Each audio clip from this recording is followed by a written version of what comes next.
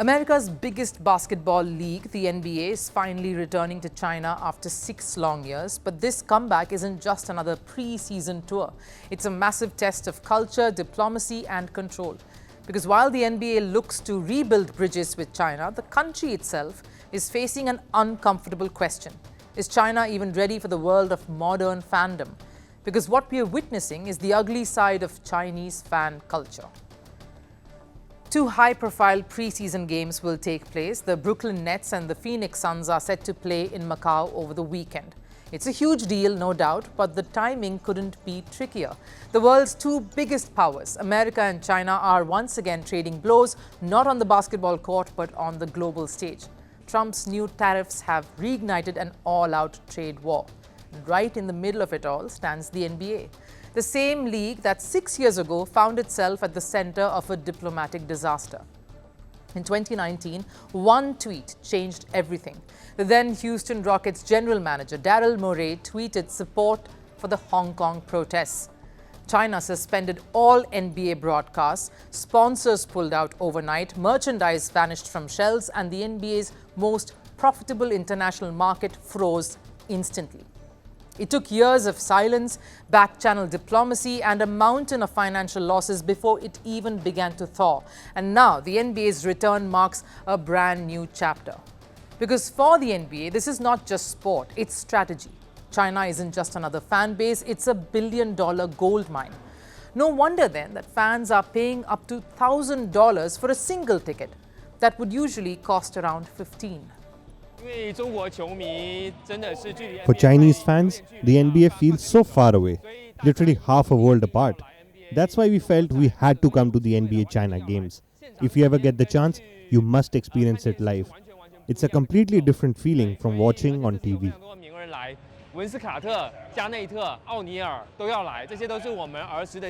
Looks and sounds like genuine excitement, but beneath that, there's a darker reality because at home, China's sports fan culture is under serious scrutiny. The ongoing Shanghai Masters tennis tournament is showing just how ugly it can get.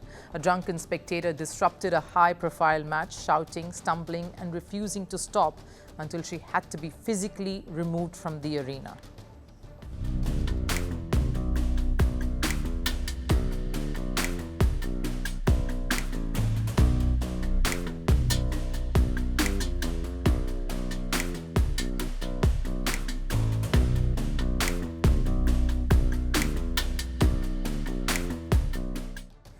And this is not a one-off. This season alone, multiple players have complained about fans intentionally disrupting matches.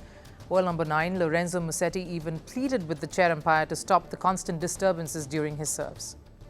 Come on every point. I understand a few times. I made a mistake, okay, but this is not possible every point. It's too much. Say something. In badminton, Japanese star Chiharu Shida faced stalking and harassment from obsessed Chinese fans to the point that she had to reveal how unsafe she felt. So let's call it what it is, an unhealthy, chaotic, at times toxic fan culture that seems to be present. If the player isn't a big name, they get heckled or disrupted. If the player is famous, they get stalked or swarmed. This is happening in a nation that prides itself to being a sporting superpower. From the Olympics to table tennis, badminton to gymnastics, China dominates the world stage. But domination doesn't mean devotion. Because while athletes have raised China's sporting reputation, its fans haven't kept their end of the deal. Here's the irony though. China spends billions on sports infrastructure, global events and athlete training.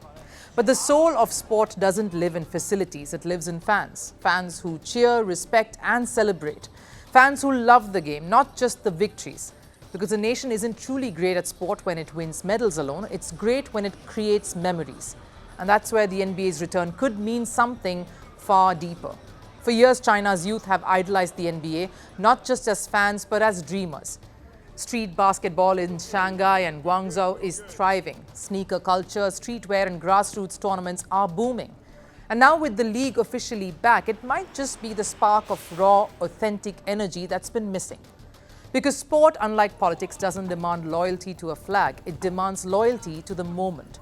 It doesn't ask you to pick sides, it asks you to feel. So maybe this NBA comeback isn't just about repairing relations, maybe it's a test of whether China can truly embrace the emotion of sport, not just the spectacle. Because when the cheering turns into respect, when passion replaces chaos, and when fans elevate the game rather than embarrass it, that's when China will truly arrive as a sporting superpower in spirit and not just in the medals tally.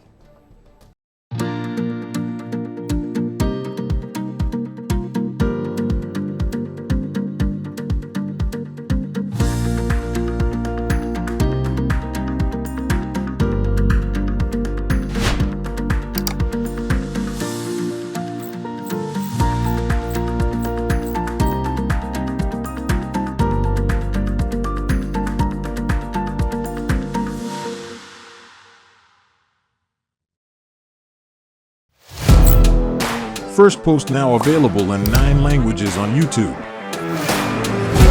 English, Stands at $36 trillion. French, Le FMI, comme German, Geschäftsführenden Direktur, Hindi, $30 trillion ka karjo. Indonesian, Pemerintah tanpa pemeriksaan. Italian, Sekali radikali. Japanese, $4 trilhão mo. Portuguese, Por causa do próprio balanço patrimonial. Spanish. Beautiful bill. Go to Settings, click on Audio Track and select a language of your choice. Be the first to know what's happening around you in your first language. Firstpost.